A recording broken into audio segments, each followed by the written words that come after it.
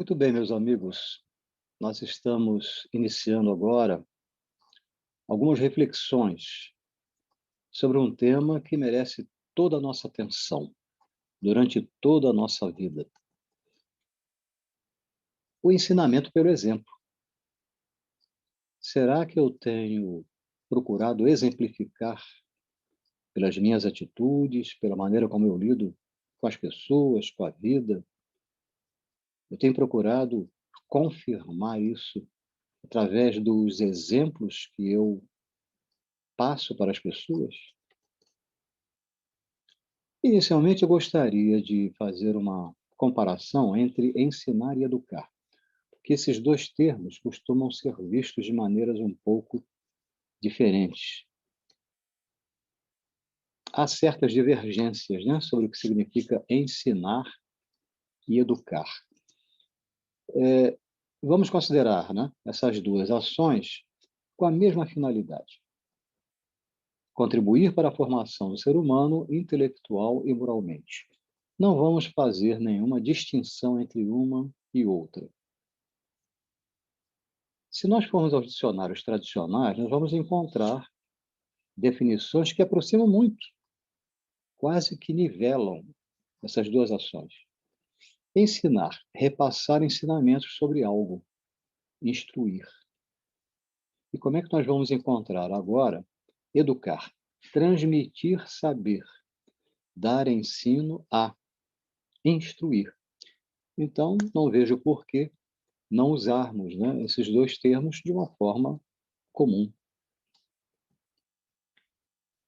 Jesus, né, sem a menor dúvida, nos deixou vários ensinamentos para a nossa educação moral, falando e agindo, exemplificando. Então, nós temos ensinamentos para a nossa educação moral por meio do nosso Mestre Jesus. Não tenhamos dúvida, né? Todos nós, em determinadas circunstâncias, em determinados ambientes, todos nós temos essa responsabilidade como educadores. E isso é uma condição natural do ser humano. À medida que o ser humano, de posse do estado de consciência, avança na estrada do tempo, tem a responsabilidade de se tornar um educador. Interessante, não é? Quando a gente faz uma análise nessa direção. Todos nós temos essa responsabilidade de sermos educadores. Agora, em que direção isso estará acontecendo? Na direção do bem ou na direção do mal? Nós temos os pais. São logo os primeiros educadores que surgem, né, nessa pequena lista. Os pais têm essa responsabilidade. Não é à toa que todos nós, em cada encarnação, passamos pela infância, passamos pela adolescência, juventude. Nós temos essas etapas em que um processo educacional vai ocorrendo. E quais os atores principais nesse processo educacional?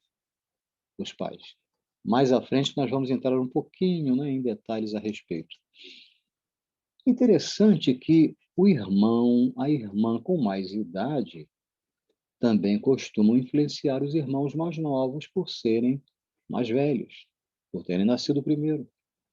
Aliás, nós temos casos muito interessantes, né, de irmão ou irmã mais velho ou mais velha que acaba assumindo o processo de criar os irmãos mais novos.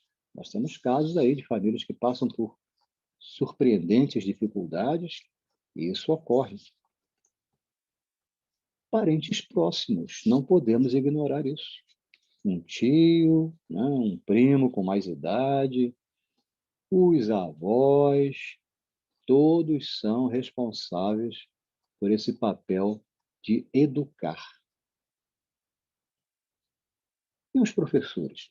Aí nós encontramos, às vezes, algumas opiniões divergentes, achando, por exemplo, que educação é responsabilidade dos pais. Os professores não são responsáveis por educar os alunos, e sim por transmitir conhecimento, ensinamentos. Vamos analisar isso rapidamente daqui a pouco. Líderes de equipes, empresas ou em ambiente religiosos, onde houver uma liderança, existe a responsabilidade de algum tipo de processo educacional. Ué, mas um líder vai educar uma pessoa adulta? Ah, sim, vamos ver isso também daqui a pouco. Profissionais líderes de clientes em diferentes áreas. É interessante isso, né? Um médico é líder de seu cliente? Um nutricionista? Um fisioterapeuta? Enfim, né? Todos acabam tendo essa responsabilidade de educar. Vamos focar agora um pouco mais a responsabilidade dos pais, que têm um papel preponderante nesse processo de ensinar, de educar. No Evangelho segundo o Espiritismo, quando aparecer a sigla ESE, estará sendo uma referência sobre o Evangelho segundo o Espiritismo. Capítulo 14, item 9. O que nós encontramos lá? Os vossos cuidados e a educação que lhes dareis, ou seja, aos filhos, auxiliarão o seu aperfeiçoamento e o seu bem-estar futuro. É Santo Agostinho que nos passa esse alerta. Então, nós, pais, temos essa responsabilidade, sem a menor dúvida. Estaremos projetando como nossos filhos deverão estar se comportando no futuro. Essa é uma diretriz que define da forma mais clara a responsabilidade de todos que vivem o papel de pai ou de mãe. Ser pai, ser mãe não deve ser visto como uma simples consequência de algum encontro sexual. Infelizmente, né? Nós temos visto isso no correr do tempo. Pessoas que se unem e sem qualquer tipo de compromisso para o futuro acabam gerando filhos. Vão assumir as consequências, né? Trata-se de um compromisso previamente estabelecido dentro de um planejamento reencarnatório. Então, assumir a paternidade, a maternidade, deve ser visto como um compromisso muito sério. Precisa ser levado com bastante equilíbrio. Ainda sobre a responsabilidade dos pais, agora no Livro dos Espíritos, LE, Livro dos Espíritos, questão 208. Nenhuma influência exercem os espíritos dos pais sobre o filho depois do nascimento deste. O nosso codificador era sempre muito especulativo, né? Ele gostava de provocar com certas questões para observar a reação dos espíritos que o assistiam. E vamos ver a resposta. Ao contrário, bem grande influência exercem. Conforme já dissemos, os espíritos têm que contribuir para o progresso uns dos outros. Olha só a responsabilidade, né, que fica muito clara nessa resposta. Todos nós, espíritos encarnados, em que estamos vivendo agora a presente encarnação, temos essa responsabilidade de ajudar o outro a progredir. Pois bem, os espíritos dos pais têm por missão desenvolver o progresso de seus filhos pela educação. Muito claro, né? Constitui-lhes isso uma tarefa. São responsáveis, sem dúvida. Tornar-se-ão culpados se vierem a falir no seu desempenho. Bom, aí nós temos que associar a lei de causa e efeito, sem a menor dúvida, né? Tudo que nós fazemos produz consequências. E a lei de causa e efeito se apresenta inexoravelmente. Ainda sobre a responsabilidade dos pais, agora a questão 582 do Livro dos Espíritos. Pode-se considerar como missão a paternidade? E a resposta: Deus colocou o filho sob a tutela dos pais, a fim de que estes, os pais, o dirijam pela senda do bem. e lhes facilitou a tarefa, dando àquele, ou seja, o filho, uma organização débil e delicada que o torna propício a todas as impressões. Olha só o que nós falávamos ainda há pouco, né? A cada encarnação, o espírito reencarnante, ele passa por esse período necessário de debilidade infantil, de adolescência, de juventude, para que ele possa ter condições de absorver ensinamentos, né, orientações. O primeiro ambiente onde a educação se faz necessariamente fundamental é o lar, sem a menor dúvida, né? O lar é o laboratório em que aquele ser que surge no mundo corpóreo vai receber todas as recomendações, as orientações e, não tenhamos dúvida também, os exemplos de como deverá se comportar e lidar com a vida. A família é o núcleo inicial de uma sociedade. É o ponto zero, é ali que começa a formação de um novo ser para integrar uma sociedade coletiva. A educação familiar dá origem à qualidade dos comportamentos em uma sociedade. A sociedade é formada por seres que surgiram em ambiente familiar. O que deve ser trabalhado com os filhos? Bom, aí vem uma série de alertas para que os pais, como educadores, estejam sempre com os olhos voltados, né? De início, é fundamental considerar que criança observa tudo. Não, olha, não há como duvidar disso. A criança muitas vezes está ali na sala com um monte de brinquedinhos e ali parece que está toda mergulhada naquelas atividades, né? Com os seus brinquedos, mas ela está escutando, muitas vezes olha rapidamente, ela percebe e capta o que está acontecendo à sua volta. Limites precisam ser claramente estabelecidos. Criança não pode ser levada, né, numa vida em que não há limites, limites de horários, limites de alimentação, enfim, tudo isso tem que ser muito bem definido. Agora, disciplina às vezes é interpretada como punição, mas não é isso. Disciplina não significa punição, mas sim comportamento adequado às normas em vigor.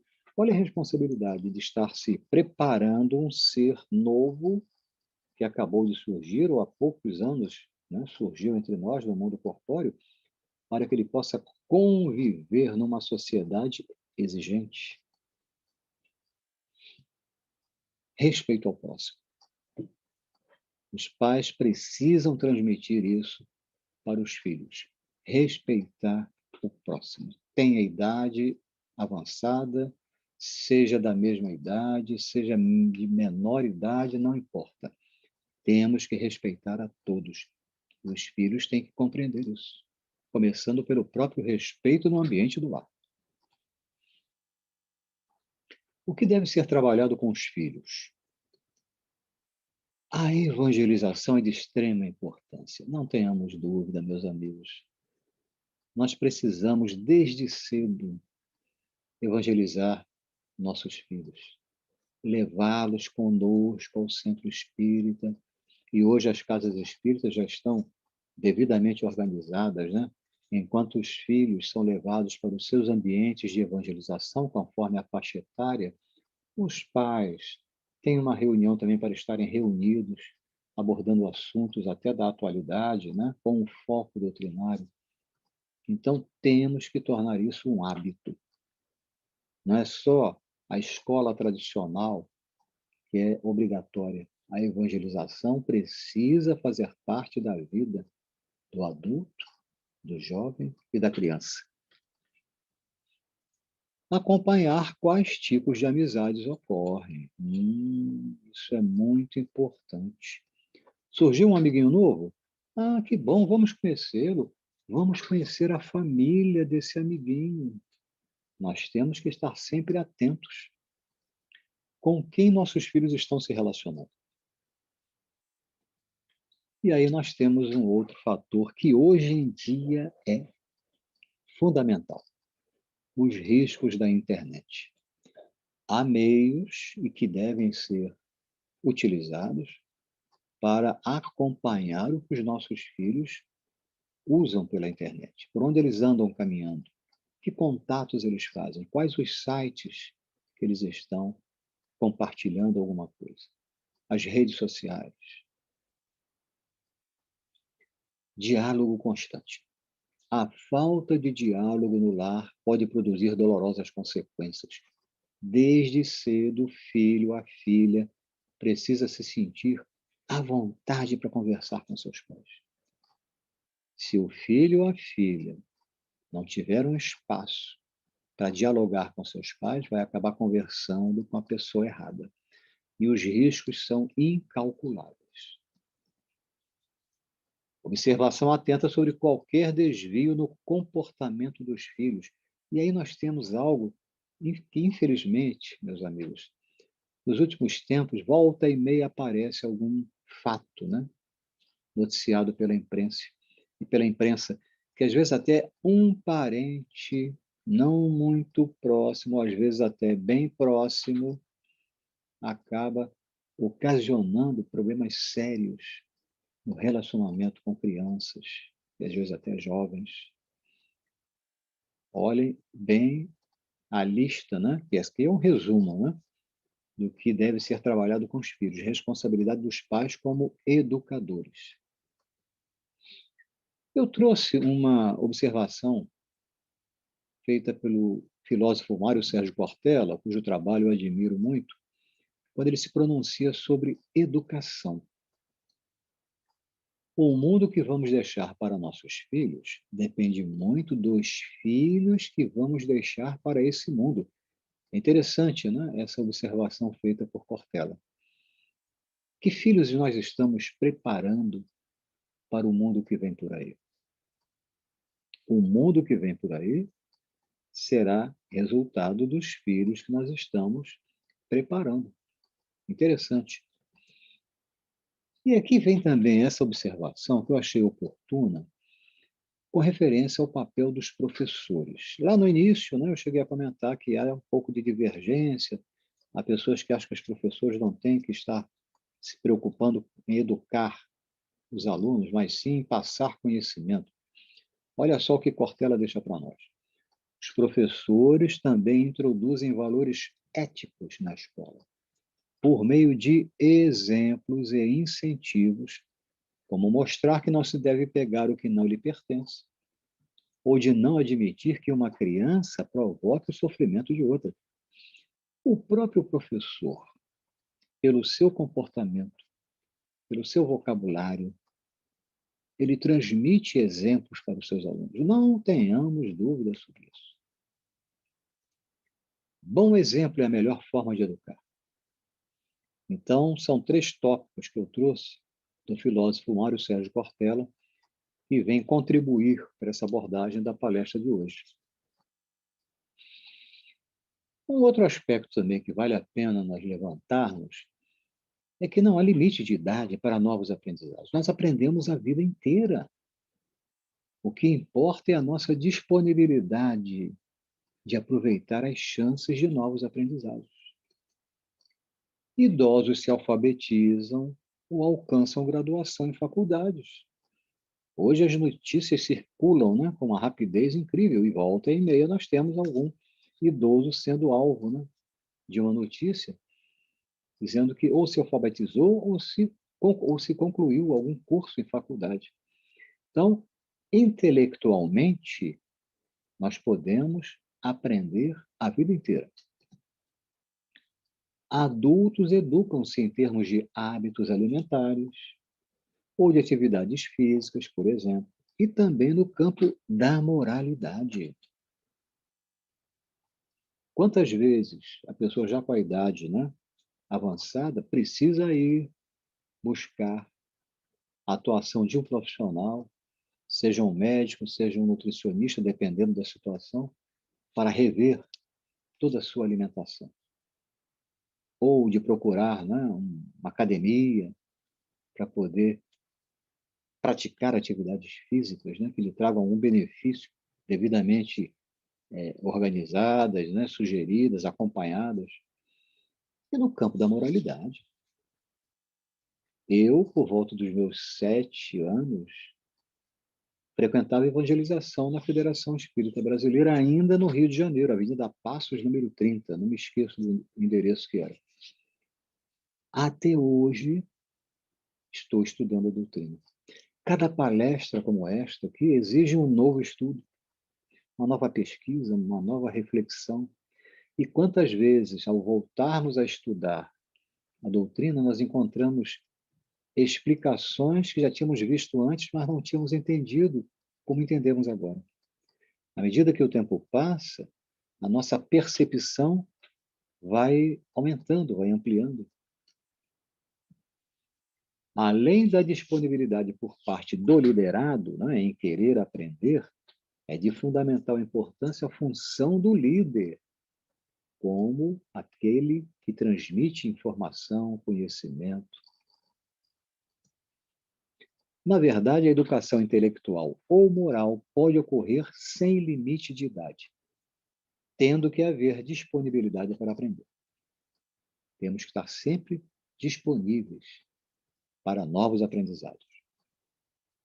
Agora, é interessante também nós observarmos o que é liderar. O que significa você exercer o papel de líder, seja qual for o ambiente? Liderar é saber influenciar pessoas para atingirem determinados objetivos, seja em equipe, né, de forma integrada ou individualmente, obtendo resultados com qualidade. Tanto eu posso liderar uma equipe, quanto eu posso liderar uma pessoa só. O que garante o sucesso de qualquer que seja a liderança exercida é o exemplo. Não há como fugir disso. E agora vamos ver, né? Diferentes lideranças e a importância do exemplo.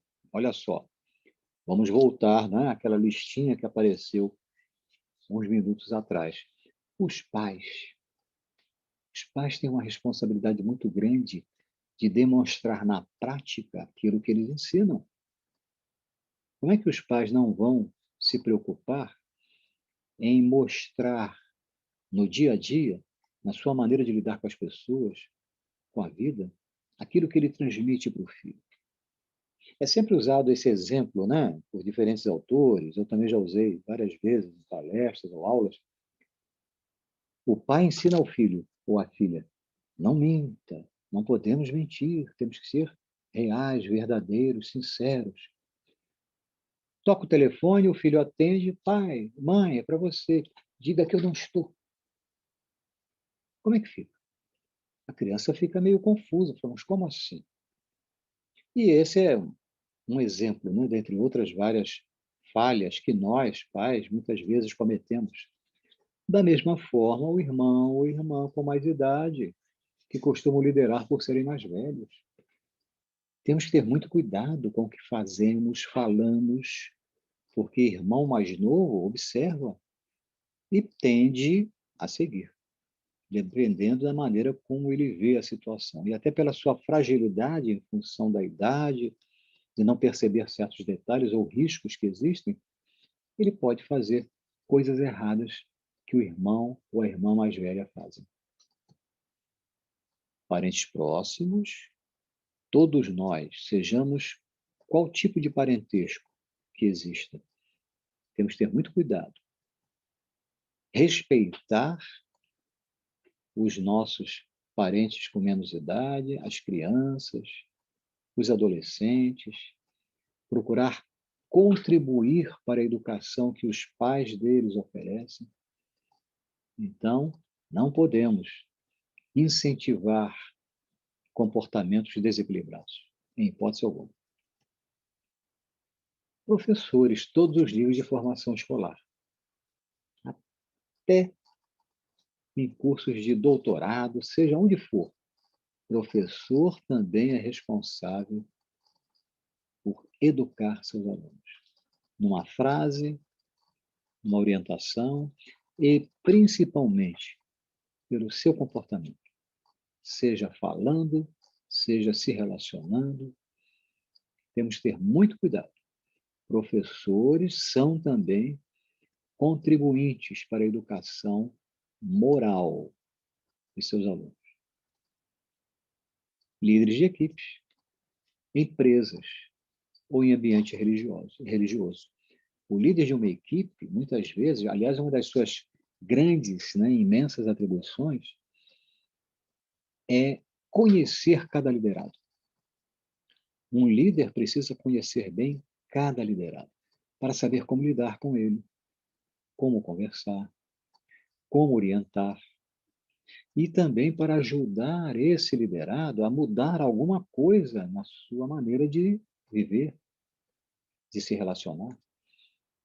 Eu já lidei com várias situações desse tipo e procurei sempre me esforçar para conhecer cada liderado, para saber a melhor maneira de me relacionar e ajudar esse liderado de alguma forma. Profissionais, líderes de clientes. Vejam bem, se eu vou a um médico e esse médico fuma, como é que fica a situação? Eu tenho problemas, às vezes até porque sou fumante ou porque fumei e vou procurar um médico. E esse médico está lá com um cigarro, assim, não pode, é um absurdo isso, né? Em hipótese alguma. Um outro exemplo, eu vou procurar um nutricionista para ver a melhor forma, de me alimentar, porque o médico me recomendou mudança de alimentação, e o nutricionista é um obeso, não tem como. Então, nós temos que ter muito cuidado, porque a maneira como nós agimos, ela tem que estar interligada com o papel que nós vivenciamos. Se eu sou alguém que tem a responsabilidade de orientar outras pessoas, eu tenho que agir de uma forma coerente com a orientação que eu passo. Não basta ter o poder de liderar, é preciso ter autoridade. A palavra autoridade, infelizmente, ela é muito associada a autoritarismo, né? Há pessoas que até nem gostam. Não, que autoridade, que isso? Há uma diferença muito grande, temos que observar isso. Diferença entre poder e autoridade. Isso nós temos que entender bem. Por quê? O poder é concedido. Deus me concedeu o poder de ser pai. Ou minha esposa, a ela foi concedido por Deus o poder de ser mãe. O poder é concedido. Se eu me torno líder de uma equipe na empresa, a direção da empresa me concedeu esse poder. A autoridade é conquistada. Bem, mas como é que você conquista a autoridade? Antes, vamos ver aqui o que é preciso entender de diferença entre autoridade e autoritarismo, para tentar apagar aquela interpretação equivocada, de associar autoridade a autoritarismo. O líder autoritário não inspira, não influencia, ele impõe de maneira agressiva. Esse é o autoritarismo. Isso não é autoridade. A autoridade é conquistada pelo respeito, pela aceitação, pelo acolhimento por parte dos liderados. Quando o liderado percebe que o seu líder tem um comportamento que corresponde àquilo que ele recomenda, aquilo que ele cobra, o líder tem que cobrar também, mas de uma maneira, claro, sociável, educada. Corresponde, então, o que ele fala, o que ele cobra, o que ele de fato faz, surge a autoridade naturalmente. O líder conquista a autoridade, passa a ser respeitado à medida que os seus liderados veem no seu líder um referencial. A base da boa liderança é o exemplo. O liderado, observando os exemplos demonstrados pelo seu líder, passa a confiar nele e procura seguir suas orientações. Vejamos bem, esse liderado aqui pode estar vivendo qualquer papel, seja no ambiente da empresa, no ambiente familiar, no ambiente religioso, seja onde for. Como eu posso esperar que meus filhos não falem palavrões se o meu vocabulário vive repleto deles? Não tem como. Eu não vou cobrar uma coisa que eu sou o primeiro a não cumprir. Um líder que não respeita horários previamente definidos pode esperar pontualidade de seus liderados? Claro, poderá haver, assim, um ou outro até que, por uma formação, né, familiar, aprendeu a ser pontual. Mas, de um modo geral, ó, liderados até que eram pontuais, quando vem que o líder não está nem aí para cumprimento de horário, acabam entrando nesse mesmo ritmo. E o que é muito desagradável, se deseducam. É triste isso. Ainda, né? O comportamento fala mais alto do que as palavras. Não adianta um belo discurso se as atitudes não confirmam o que se acabou de falar. Precisamos demonstrar em nossos atos o que acreditamos interiormente. Essas duas frases foram inspiradas em Liberta-te do Mal, de Joana de Ângeles, através do nosso querido Divaldo Franco. Sê, portanto, coerente nos atos com aquilo que pensas e falas. Isso aí já foi extraído de No Rumo da Felicidade, também de Joana de Ângeles e do Divaldo. Ter versus ser. Esses dois verbos costumam ser confrontados em interessantes situações. Vamos ver aqui como é que nós vamos trabalhar isso, considerando essa responsabilidade, né, de transmitir através dos atos aquilo que a gente quer, né, orientar. Ter conhecimento deve se transformar em ser o que conhece. Ter conhecimento deve se transformar em ser o que conhece. Este é o nosso grande desafio. Estudamos a doutrina, procuramos aprender o seu conteúdo e nos esforçamos para colocar em prática o que absorvemos dos ensinamentos nela disponíveis. Temos uma encarnação, não é? Quando temos acesso à doutrina, desde cedo, né? Mais tempo temos, né, para poder colocar em prática o que aprendemos. Mas há pessoas que, até com a idade já um pouco avançada, se aproximam da doutrina e vão ter também o mesmo esforço para se ajustar ao que a doutrina nos coloca, né, como a melhor forma de viver. Lá no Evangelho segundo o Espiritismo, capítulo 17, o homem de bem e alguns de seus atributos. Eu vou mostrar depois um resuminho, né, sobre esses atributos, para a gente poder até se autoavaliar. A que distância eu me encontro desses atributos? E também temos, né, os bons espíritas, no mesmo capítulo. Essa definição é importantíssima, né? Nós já vimos várias vezes e vale a pena sempre repeti-la. Reconhece-se o verdadeiro espírita pela sua transformação moral e pelos esforços que emprega. Eu fiz um destaque, né? Para domar suas inclinações mais. Vejam bem que nessa definição aqui não aparece pelos esforços que empregou. Não é algo que já aconteceu, é algo que está em andamento, que está acontecendo. Ou seja, essa nossa transformação moral, ela deve ser sempre o nosso alvo. E devemos estar sempre nos esforçando para que ela vá acontecendo gradualmente, de maneira sincera, consciente. Vamos ver aqui algumas das características do verdadeiro homem de bem, como eu falei anteriormente, que nós possamos fazer uma autoanálise, né? Como é que eu estou nesse esforço para me aproximar dessa definição? Cumpre a lei de justiça, de amor e de caridade na sua maior pureza. Tem fé em Deus e fé no futuro, colocando os bens espirituais acima dos bens temporais, dos bens materiais. Entende os motivos de provas e expiações e as enfrenta sem murmurar.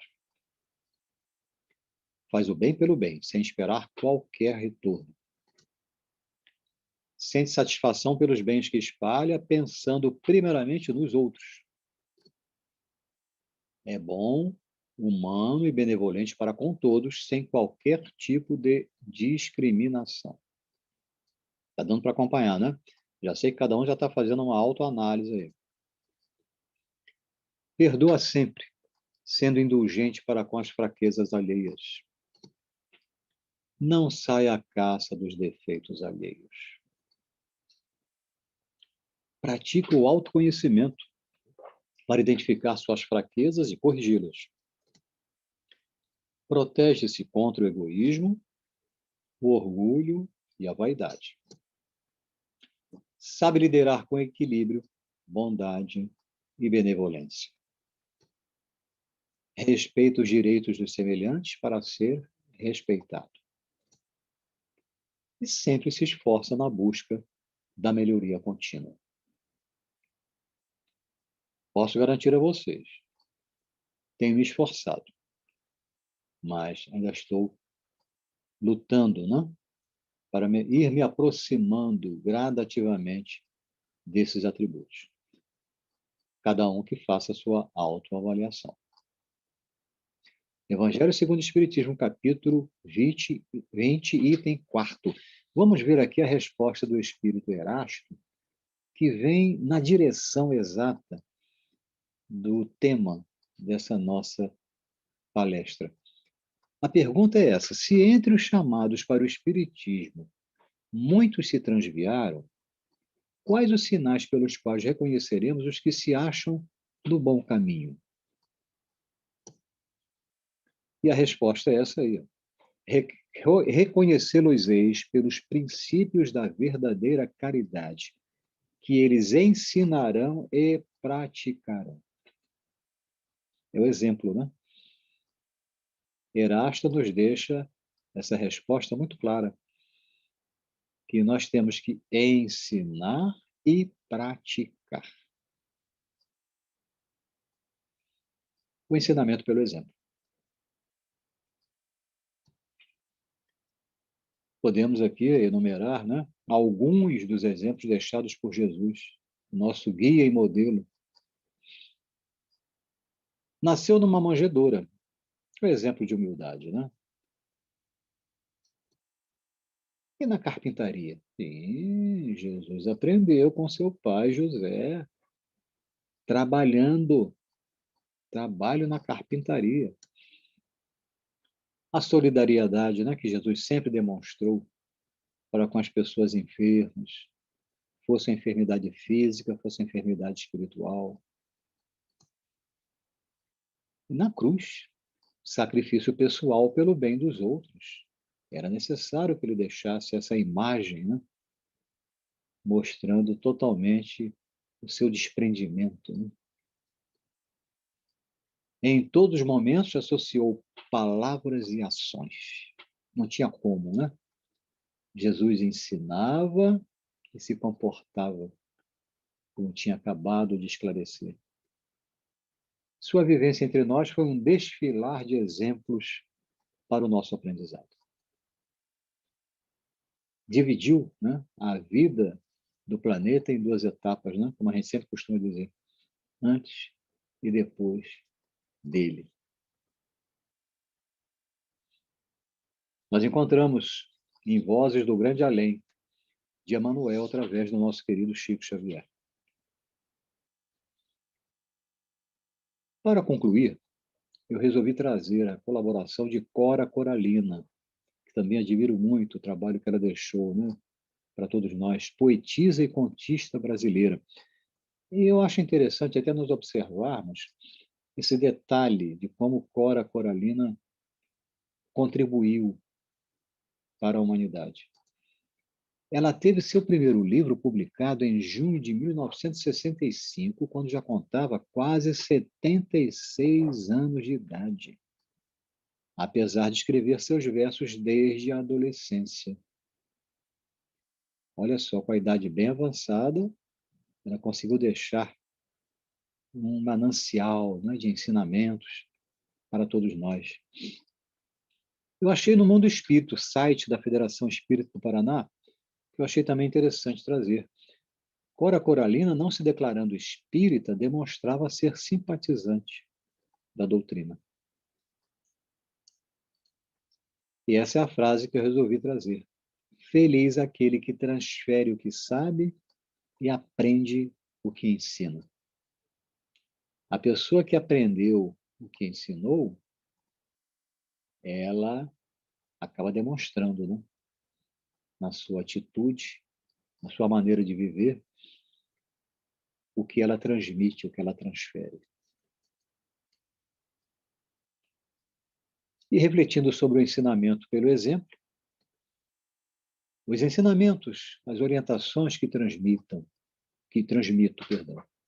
Os ensinamentos, as orientações que transmito, sejam quais forem as circunstâncias, o ambiente em que isso estiver ocorrendo, são confirmados pela maneira como eu lido com as pessoas, com a vida, pelo meu comportamento? Essa é, não é? O que eu ensino, eu exemplifico através das minhas atitudes?